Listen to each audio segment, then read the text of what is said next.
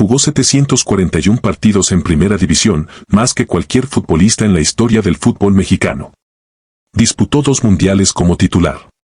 Ganó 3 Conca Champions, 2 ligas separadas por casi 20 años de diferencia entre una y otra, y se retiró a los 46 años entre lágrimas y una ovación completa del Estadio Azteca. El propio Cruz Azul lo llamó leyenda, ícono, el último bastión de una generación campeona. Y ese mismo hombre, 4 años después de ese homenaje, fue destituido en silencio, señalado públicamente como el responsable de una crisis deportiva que él nunca tuvo el poder real de evitar. Lo que casi nadie contó completo es esto. Óscar Pérez no fracasó como directivo. Lo pusieron ahí para que fracasara. Hoy vas a entender cómo un club entero usó el prestigio de 30 años de un ídolo como escudo para absorber la furia de una afición mientras las decisiones importantes las tomaba otra persona. Alguien que ni siquiera aparecía en las conferencias de prensa. Vas a saber qué pasó realmente detrás de esa oficina en 2023. Y al final vas a entender por qué el verdadero problema nunca fue el Conejo Pérez, sino una estructura completa que necesitaba una cara conocida para cargar con la culpa de otros. Durante décadas, la narrativa alrededor de esta historia se contó a medias, casi como una nota curiosa al final de una carrera brillante. Primero la gloria, el récord, la ovación, y después, casi de pasada, la mención de que salió mal de la dirección deportiva. Hoy la vamos a contar en el orden correcto, con los hechos verificables, sin inventar traiciones donde en realidad hubo un sistema completo operando en la sombra. Pero antes tienes que entender de dónde salió este hombre que terminó siendo, sin buscarlo, el rostro perfecto para cargar con los errores ajenos. Ciudad de México, Benito Juárez, 1 de febrero de 1973. Un niño de estatura pequeña para lo que el fútbol esperaba de un portero crece entre canchas de barrio sin saber que su altura, apenas 1.72 metros, se convertiría con los años en su marca personal. La prueba de que el tamaño nunca definió a un guardameta. Sus vecinos recordarían después que ese niño saltaba con una elasticidad que parecía no corresponder con su cuerpo pequeño, como si el destino ya le estuviera compensando por adelantado lo que le faltaba en estatura.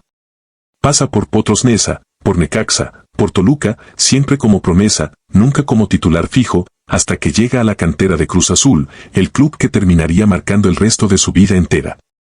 Deja de inscribirse al segundo semestre de bachillerato solo para presentarse a una prueba con la máquina. Esa decisión, tomada por un adolescente sin garantías de nada, sería la primera de muchas veces en que este hombre apostaría todo por una institución que, años después, no dudaría en sacrificarlo cuando le conviniera. El 21 de agosto de 1993 debuta como titular ante Atlas, bajo las órdenes de Enrique Ojitos Meza, después de la lesión de Alberto Guadarrama. Tiene 20 años. Nadie en ese estadio imagina que ese muchacho terminaría jugando para Cruz Azul durante 15 años consecutivos. Ni que 3 décadas después la misma institución que lo vio debutar sería la que lo pondría frente a los medios a cargar con decisiones que nunca fueron suyas. Ganar la titularidad no fue automático. Durante años compitió por el puesto con nombres grandes del arco mexicano, incluido Jorge Campos, uno de los porteros más mediáticos de la historia del país. En 1997, mientras Campos apenas disputaba el último partido del torneo regular, Pérez ya se había ganado el puesto en el día a día, entrenamiento tras entrenamiento. Sin la fama ni los reflectores que sí tenía su competencia. Ese mismo año, el 24 de agosto, Cruz Azul vence 5-3 a Los Ángeles Galaxy en la final de la Copa de Campeones de la CONCACAF, y Pérez se corona con su primer título como titular indiscutible. Meses después llega el segundo, la Liga MX del invierno 97, rompiendo una sequía de 17 años para el club. Todavía hoy, cada vez que un aficionado celeste habla de esa generación campeona, el nombre del Conejo aparece como uno de sus pilares. Pero el ascenso no vino sin un costo silencioso. Casi le arrebatan la oportunidad de representar a su país en los Juegos Olímpicos de Atlanta 1996. Estaba prácticamente amarrado a esa convocatoria cuando la directiva de la selección decidió llamar a jugadores mayores de 23 años, dejando fuera al Conejo para darle el lugar, otra vez, a Jorge Campos. Fue la primera de varias veces en que decisiones tomadas por dirigentes, sin consultarlo, definirían el rumbo de su carrera sin que él tuviera nada que ver en esa decisión. Debuta con la selección mayor el 16 de diciembre de 1997, en una derrota 3-2 ante Brasil, en la Copa FIFA Confederaciones. Al año siguiente es titular en la Copa Oro de la CONCACAF 1998, torneo en el que México logra el tricampeonato. En 1999 llega uno de los momentos más altos de su carrera con el combinado nacional, la Copa Confederaciones jugada en México, donde el Tri vence a Brasil en el Estadio Azteca. Con Cruz Azul, en el año 2000, participa en la primera incursión del club en la Copa Libertadores y en 2001 llega a la final de ese torneo continental, enfrentando al Boca Juniors de Riquelme. El equipo cae en penales, pero la imagen de sus atajadas queda grabada como una de las mejores actuaciones individuales de un portero mexicano fuera de casa. En 2002 llega su primer mundial como titular en Corea y Japón. Y en el Mundial de Sudáfrica 2010 ocurre uno de los episodios más discutidos de toda su trayectoria. Uno que muchos analistas señalarían después como el primer indicio real de que su carrera dependía más de las decisiones de otros que de su propio nivel. Javier Aguirre, entonces director técnico de la selección, decide darle la titularidad a Pérez, con 37 años, por encima de Guillermo Ochoa. El portero joven que la afición y buena parte de la prensa deportiva daban ya como dueño natural del puesto. La decisión generó una polémica enorme, discutida durante semanas en programas de radio y televisión deportiva de todo el país. Pérez responde en la cancha, dejando su arco en 0 contra Francia, con un resultado de 2-0. Pero México cae 3-1 ante Argentina en octavos de final. El debate sobre si la decisión de Aguirre había sido justa o no perseguiría al conejo durante años, incluso después de que él mismo dejara claro en distintas entrevistas que esa titularidad no había sido una petición suya, sino una decisión exclusiva del cuerpo técnico, algo que sin embargo no impidió que buena parte de la afición cargara contra él en lugar de contra quien había tomado la decisión. En 2008, después de 15 años defendiendo la portería celeste, Cruz Azul decide que Pérez ya no tiene nada nuevo que ofrecer. Sale del club sin la despedida que su trayectoria hubiera merecido, en un movimiento que la directiva de ese momento justificó como una renovación necesaria. Para cualquier otro jugador de 35 años, esa hubiera sido una salida digna hacia el retiro. Para el conejo, fue apenas el inicio de una segunda vida futbolística que nadie esperaba. Pasa por Tigres, por Chiapas, por Necaxa, por San Luis, siempre como un profesional disciplinado, siempre rindiendo por encima de lo que su edad sugería. Y llega a Pachuca, el club donde encontraría su última gran consagración. Ahí gana otro título de liga, casi 2 décadas después del primero que había levantado con Cruz Azul. En 2016 le anota un gol a su propio ex equipo, un episodio que él mismo describiría después como una mezcla extraña de orgullo profesional y tristeza personal. Porque ese gol eliminaba de la liguilla a un club que seguía queriendo como propio. Un año después, en 2017, se convierte en el jugador con más presencias en la historia de la Primera División Mexicana, superando el récord que hasta entonces tenía Oswaldo Sánchez. Ese mismo año viaja con Pachuca a los Emiratos Árabes Unidos para disputar el Mundial de Clubes, convirtiéndose en el jugador más veterano en participar en ese torneo, con más de 44 años cumplidos. Durante años, la palabra retiro lo persiguió sin que él terminara de aceptarla. Bromeaba diciendo que llevaba casi una década retirándose. Pero en 2019, a los 46 años, finalmente toma la decisión. Regresa a Cruz Azul, el club de su corazón, para despedirse ahí donde todo había comenzado. El homenaje ocurre en el Estadio Azteca, frente a Toluca. Sale de capitán, con el número 1 en la espalda, y camina hacia la banca entre un pasillo formado por sus excompañeros. José de Jesús Corona, quien tomaría su lugar en el arco esa tarde, es el último en despedirlo antes de que el árbitro reanude el partido. La ovación del público lo hace llorar. Después de 26 años de carrera, con 741 partidos disputados, Óscar Pérez cierra su etapa como futbolista profesional entre aplausos. Como el ídolo indiscutible que la afición celeste siempre reconoció.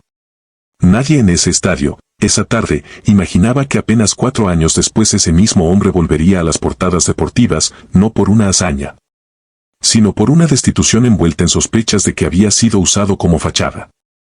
Apenas 40 días después de colgar los guantes, Cruz Azul lo contrata como entrenador de porteros, con la misión de pulir a la siguiente generación, entre ellos a Sebastián Jurado y Andrés Gudiño. Trabaja codo a codo, discreto, sin buscar reflectores, aceptando un rol de segundo plano después de haber sido la figura central del arco celeste durante más de 2 décadas. Y en 2021 llega la recompensa de ese trabajo silencioso, el título de la Liga MX Guardianes, el primero que consigue Cruz Azul en 24 años. Para una afición que había cargado durante más de 2 décadas con la maldición de no ver campeón a su equipo, ese título representa una liberación histórica. Y el nombre del conejo, otra vez, aparece asociado a la gloria del club. Fue precisamente ese prestigio recién ganado, esa credibilidad construida durante 30 años entre la cancha y los entrenamientos, lo que la directiva de Cruz Azul decidió aprovechar apenas 2 años después, cuando necesitaron una cara conocida para ocupar un cargo de poder que, en los hechos, nunca le perteneció del todo. En febrero de 2023, Cruz Azul anuncia que Óscar Pérez asumirá el cargo de director deportivo del club. Para la afición celeste, la noticia se siente como una promesa de estabilidad. Después de todo, ¿quién mejor para tomar decisiones sobre el futuro del club que un hombre que le dio 15 años como jugador y que acababa de ayudar a romper una sequía de 24 años sin título? La prensa deportiva lo presenta como el regreso del hijo pródigo a un puesto de autoridad, la culminación natural de una vida entera dedicada a esa institución. Algunos comentaristas incluso lo describen como el paso lógico para alguien que había demostrado, primero como jugador y después como entrenador de porteros. Un compromiso que pocos futbolistas sostienen durante 3 décadas con el mismo escudo. Pero detrás de ese anuncio, según reportarían después distintos medios deportivos, se estaba armando una estructura de poder mucho más compleja de lo que el cargo sugería. Jaime Ordiales, una figura con historial previo en la directiva de Cruz Azul, regresaría a la operación del club en un rol que oficialmente se describió como el de asesor, pero que en la práctica, de acuerdo con reportes periodísticos, concentraba buena parte de las decisiones reales sobre fichajes, salidas de jugadores y estrategia deportiva. Pérez, con el título de director deportivo, quedaba como la cara visible de un área donde las decisiones importantes, según esos mismos reportes, no pasaban realmente por su escritorio, sino por conversaciones y acuerdos que se cerraban fuera de su alcance directo. Imagínate la posición en la que quedó un hombre que había construido toda su reputación sobre el trabajo silencioso y disciplinado. De un día para otro tenía el cargo, la responsabilidad pública, las conferencias de prensa donde debía explicar decisiones del club, pero no necesariamente el poder de tomarlas. Y mientras tanto, en la sombra, alguien más movía las piezas reales del tablero, sin que su nombre apareciera jamás en un boletín oficial ni en una rueda de prensa donde tuviera que responder ante los micrófonos. Ese año, Cruz Azul contrata a Ricardo Ferretti como director técnico, una decisión que generaría controversia entre la afición desde el primer momento por el estilo de juego conservador que se le asociaba al entrenador. Los resultados deportivos no acompañan las expectativas.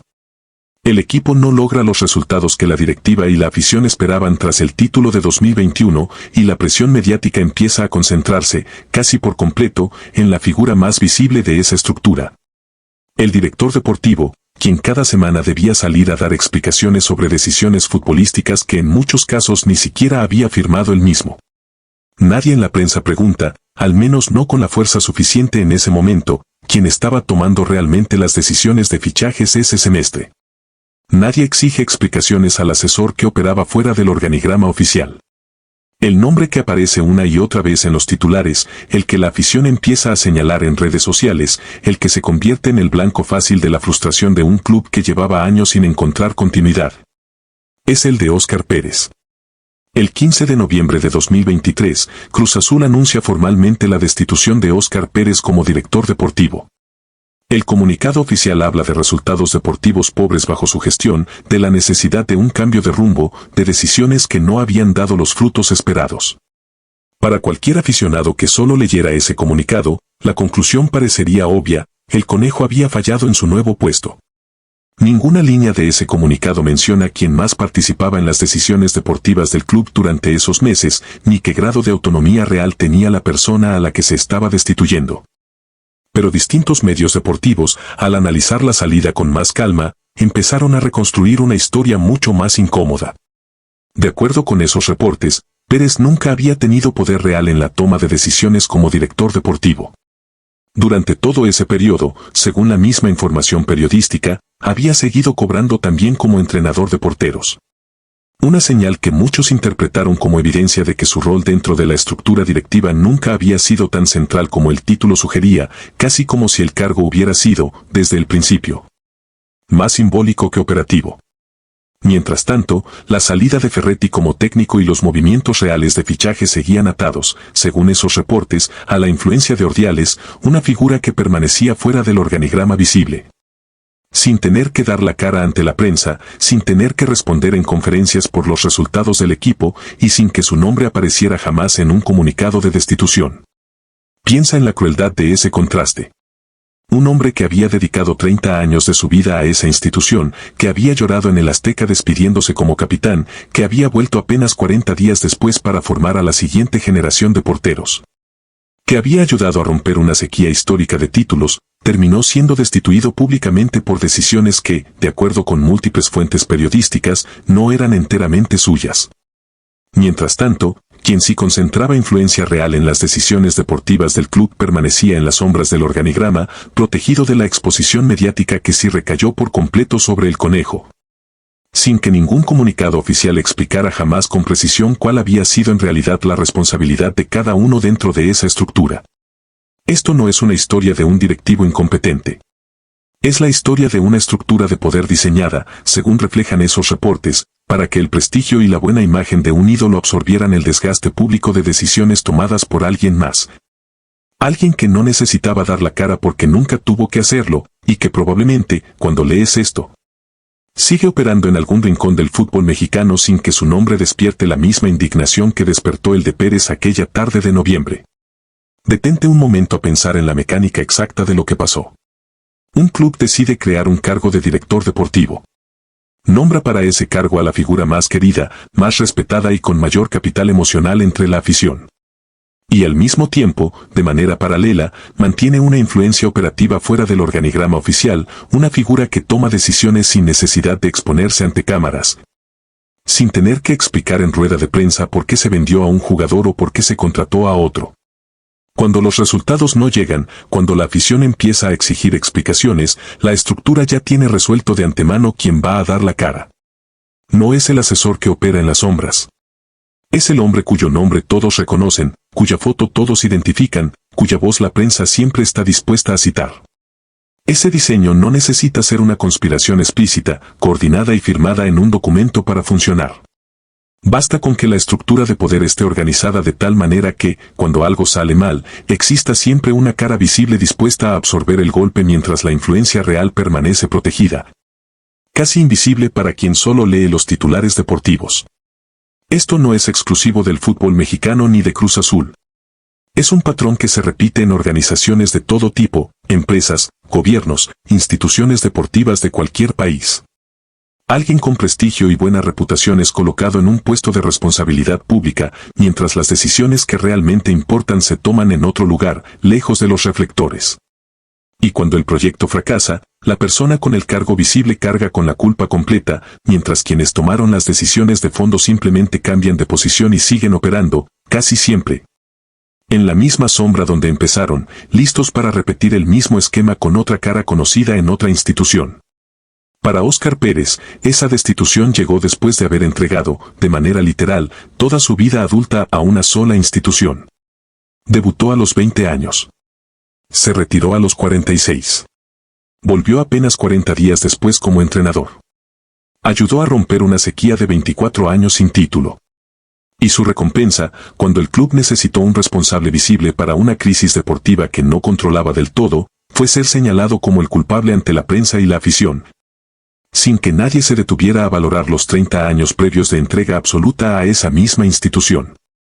Nadie en los titulares de noviembre de 2023 se detuvo a preguntar cuántas de las decisiones que llevaron a esa crisis habían pasado realmente por su escritorio. Fue más sencillo, muchísimo más sencillo, cerrar la historia con su nombre en la destitución que investigar a fondo quién estaba operando detrás de esa estructura. Un ejercicio de periodismo incómodo que muy pocos medios estuvieron dispuestos a sostener más allá de un par de notas puntuales. Después de esa destitución, Óscar Pérez no desapareció, no se hundió en el silencio ni se refugió en el resentimiento público. Y esa reacción, quizás, es la parte de esta historia que mejor retrata quién es realmente este hombre. En lugar de dar entrevistas cargadas de reclamos, en lugar de señalar públicamente a quienes lo habían usado como cara visible de decisiones ajenas, Pérez optó por el mismo camino que había definido toda su carrera como jugador, la disciplina silenciosa, el trabajo lejos de los reflectores, la reconstrucción paso a paso de una nueva etapa profesional. Lejos del ruido que hubiera generado un pleito público con la directiva que lo acababa de destituir. En mayo de 2024, apenas 6 meses después de esa destitución envuelta en polémica, asume un nuevo cargo, el de director del Instituto Hidalguense del Deporte. Es un puesto distinto, alejado del ruido mediático de un club como Cruz Azul, enfocado en impulsar el deporte a nivel estatal. Lejos de las estructuras de poder paralelas que lo habían usado como escudo apenas unos meses antes. Para muchos analistas deportivos, ese movimiento representó algo más que un simple cambio de trabajo. Representó la manera en que un hombre que había dedicado toda su vida al fútbol decidía reconstruirse fuera del ambiente que lo había convertido, sin buscarlo, en el responsable público de decisiones que nunca fueron completamente suyas, empezando de nuevo en un terreno donde nadie más podría usar su prestigio como escudo sin su conocimiento. Ese mismo año, la afición de Cruz Azul, y buena parte de la prensa deportiva que había reconstruido la historia con calma, empezó a mirar aquella destitución de 2023 con otros ojos. Ya no como el fracaso de un directivo incompetente, sino como el ejemplo de una estructura de poder que necesitaba una cara visible para absorber el desgaste de decisiones tomadas en otro lugar. La reputación de Pérez, lejos de quedar destruida, empezó a reconstruirse casi de manera natural, sostenida por los mismos 30 años de trabajo disciplinado que lo habían hecho ídolo desde el principio. Un capital que ninguna destitución injusta había logrado borrar del todo. En 2023, ese mismo año de la controversia, llega también un reconocimiento que pone en perspectiva la dimensión completa de su carrera. Es votado para ingresar al Salón de la Fama del Fútbol Mexicano en la generación de ese año. Piensa en la ironía de ese contraste. El mismo año en que una parte de la afición lo señalaba como responsable de una crisis deportiva que no controlaba del todo, la institución del fútbol mexicano reconocía formalmente que su carrera, la de casi 30 años como jugador, lo colocaba entre los nombres más importantes de la historia de la portería en el país, un reconocimiento que ninguna destitución administrativa podía tocar. Para entender del todo la magnitud de lo que pasó con Óscar Pérez, hay que entender también el contexto institucional del fútbol mexicano en los últimos años. Los cargos de director deportivo se volvieron, en muchos clubes de la Liga MX, puestos de exposición pública casi total, mientras que las verdaderas estructuras de decisión, los dueños, los asesores externos, las figuras que operan fuera del organigrama visible, rara vez enfrentan el mismo nivel de escrutinio mediático. Un director deportivo da la cara en cada fichaje que falla, en cada salida de un técnico, en cada resultado adverso. Mientras tanto, quienes realmente definen esas decisiones desde las sombras pueden cambiar de club, de rol, de influencia, casi sin dejar huella pública de su responsabilidad directa. Esto no exime de análisis crítico la gestión de Pérez en ese cargo. Es válido preguntarse si, al aceptar ese puesto, debió exigir desde el principio claridad total sobre sus atribuciones reales. O si debió haber hecho pública antes esa limitación de poder en lugar de sostenerla en silencio durante meses. Pero esa pregunta, lejos de exculpar a la estructura que lo rodeaba, en realidad la hace más evidente. Un hombre formado toda su vida en la disciplina del vestidor, acostumbrado a resolver problemas dentro de la cancha y no en juntas de poder corporativo, se encontró en un terreno donde las reglas no eran las del fútbol que había dominado durante 3 décadas, sino las de una política institucional mucho más compleja y mucho menos transparente. Vamos a ordenar los hechos con calma, porque ahí está la verdadera revelación de esta historia. Un jugador dedica 26 años de su vida a la misma institución, retirándose entre lágrimas y una ovación completa del Estadio Azteca. Vuelve 40 días después para formar a la siguiente generación. Ayuda a romper una sequía de 24 años sin título. Y 2 años después de esa gloria, el club lo coloca en un cargo de responsabilidad pública mientras, según reportan distintos medios, mantiene en paralelo una figura de influencia real fuera del organigrama oficial. Cuando los resultados no llegan, la estructura ya tiene resuelto de antemano quién va a cargar con la culpa pública. No es el asesor en las sombras. Es el ídolo con 30 años de trayectoria y una reputación que la afición no se atrevería a cuestionar tan fácilmente si viniera acompañada solo de un cargo y ningún prestigio previo que sacrificar. Este patrón no es exclusivo de Cruz Azul ni del fútbol mexicano. Se repite una y otra vez en organizaciones de todo tipo, alguien con prestigio ganado a pulso es colocado en la primera línea de fuego, mientras quienes concentran la influencia real permanecen protegidos. Lejos del escrutinio público, listos para moverse a otra posición en cuanto la tormenta mediática se desate sobre alguien más. Piensa en la cadena completa de responsabilidades que se activó en esta historia y que nadie quiso asumir del todo. La directiva de Cruz Azul decidió crear un cargo de director deportivo y colocar en él a la figura con mayor prestigio y capital emocional del club. Esa misma directiva permitió, según reportes periodísticos, que una figura de influencia externa operara en paralelo, fuera del organigrama visible, sin necesidad de exponerse ante la prensa. Y cuando los resultados deportivos no llegaron, esa misma directiva emitió un comunicado que colocaba el peso completo de la crisis sobre el nombre más conocido de la estructura. Sin mencionar en ningún momento el rol que había jugado la influencia paralela en esas mismas decisiones, como si esa parte de la historia simplemente no existiera para efectos oficiales. En cada uno de esos momentos hubo una oportunidad real de ser transparentes con la afición, de explicar con claridad quién tomaba qué decisiones, de asumir la responsabilidad institucional completa en lugar de concentrarla en una sola persona. Y en cada uno de esos momentos, quienes tenían el poder de hacerlo decidieron que era más sencillo, mucho más sencillo, dejar que el peso cayera sobre el hombre cuyo rostro todos reconocían, porque ese rostro, a diferencia del de un asesor anónimo, no generaba preguntas incómodas sobre quién más debía rendir cuentas. Óscar Pérez, mientras tanto, hizo lo que había hecho toda su vida frente a la adversidad, seguir adelante sin convertir su historia en un espectáculo de reclamos públicos. No dio entrevistas cargadas de acusaciones directas contra nadie en particular. No buscó convertirse en víctima mediática. Simplemente tomó el siguiente reto profesional que se le presentó y siguió construyendo, con la misma disciplina silenciosa que lo había llevado de un niño de 1.72 metros de estatura, subestimado por su tamaño, a ser el jugador con más partidos en la historia del fútbol mexicano, un récord que ninguna destitución administrativa podría jamás borrar de los libros. Y ese contraste, entre la manera en que la institución lo usó como escudo público y la manera en que él decidió responder a esa situación, sin escándalo, sin drama innecesario, con la misma entereza profesional de siempre, es quizás la parte más reveladora de toda esta historia. Porque mientras el club necesitó una cara visible para absorber la crisis, el hombre detrás de esa cara demostró, una vez más, que su verdadero valor nunca dependió de un título directivo, sino de 30 años de trabajo consistente que ninguna destitución injusta podía borrar, y que ninguna estructura de poder, por más hábil que fuera para repartir culpas, podía quitarle de verdad. Hoy, cuando se habla de Óscar Pérez, la conversación ya no se detiene únicamente en el récord de partidos jugados o en las atajadas que lo hicieron leyenda. Cada vez más aficionados, periodistas y analistas del fútbol mexicano regresan a esa etapa de 2023 con una pregunta distinta a la que se hacían en el momento de la destitución. Ya no preguntan qué hizo mal el conejo. Preguntan quién tomaba realmente las decisiones mientras su nombre cargaba con la responsabilidad pública, y esa sola pregunta cambia por completo la manera de leer todo lo que pasó ese año.